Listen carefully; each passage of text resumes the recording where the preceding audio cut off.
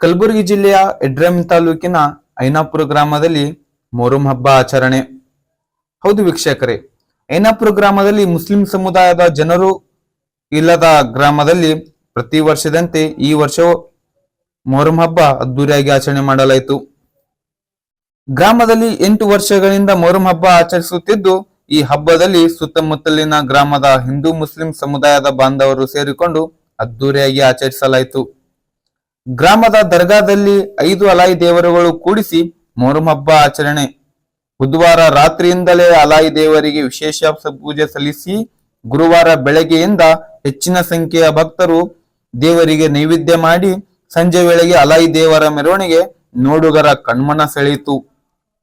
ಸುತ್ತಮುತ್ತಲಿನ ಗ್ರಾಮದ ಜನರು ಶ್ರದ್ಧಾ ಭಕ್ತಿಯಿಂದ ಹಬ್ಬ ಆಚರಿಸಿದರು.